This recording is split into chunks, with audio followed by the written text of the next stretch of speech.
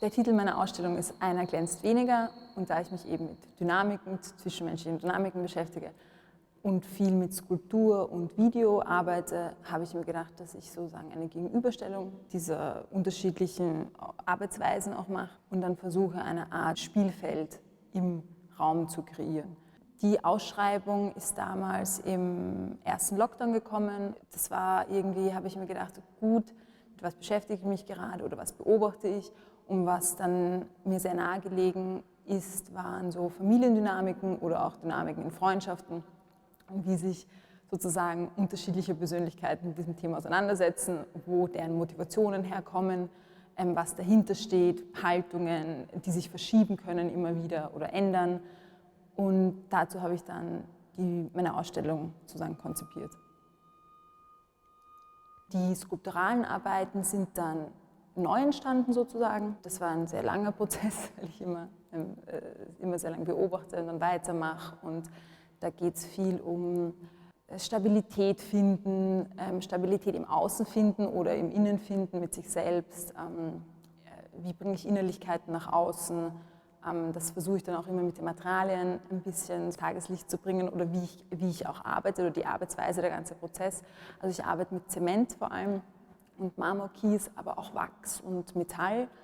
Es ist schon davor konzipiert und es gibt auch anatomische Modelle und dann wird das sehr abstrahiert und im Gussverfahren, das sind so wie Schnitte, also es sind auch Kleidungsstücke oder Schnitte aus PVC, in denen das dann eingefüllt wird.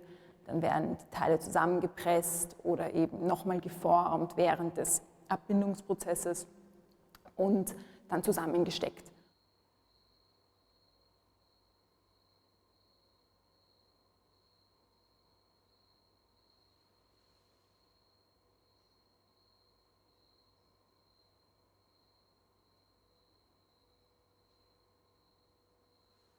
In dem einen Video, das vielleicht auch ein bisschen an eine Pietà erinnert, geht es für mich, oder was mich beschäftigt hat, das ist immer sehr schwierig, weil das weiß man manchmal auch erst in Retrospektive, um Unabhängigkeit und Abhängigkeit und eben, wie wir immer dazwischen stehen und immer diesen Konflikt, Autonomie und doch da sein wollen, da sein können, etwas halten wollen, aber auch loslassen wollen, in seine Autonomie gehen.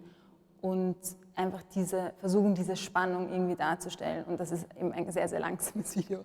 Also man kann sich sehr lange anschauen und vielleicht auch ein paar Details finden.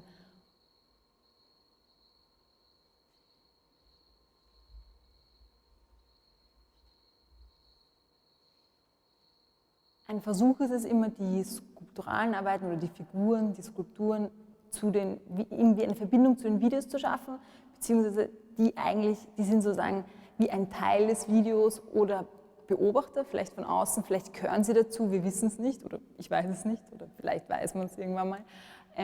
Und da eben auch nochmal ein Spannungsfeld. Also Video, dann die zweite Ebene ist die Skulptur, die sich eigentlich gar nicht bewegt, die ist eingefroren, die ist wirklich, die kann sich einfach nicht bewegen.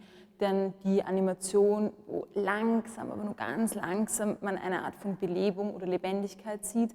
Und dann beim dritten Video war es halt wirklich so, dass Menschen vorgekommen und es gab wirklich eine starke Interaktion auch untereinander. Da ging es eigentlich vor allem eben um diese Dynamik eines Spiels. Ob das jetzt innerhalb der Familie ist oder in einem Freundeskreis oder in einer Gruppe, war jetzt nicht so relevant. Und das blinde Kuhspiel ist deswegen interessant, weil es sich halt historisch sehr verändert hat. Es wurde damals eher von Bürgertum gespielt, dann haben es alle möglichen Leute gespielt. Die Spielregeln haben sich geändert sozusagen.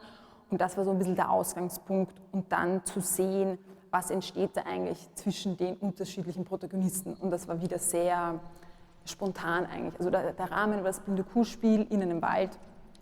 Und was dann passiert ist, war genau, was dann sozusagen passiert ist zwischen den unterschiedlichen Leuten.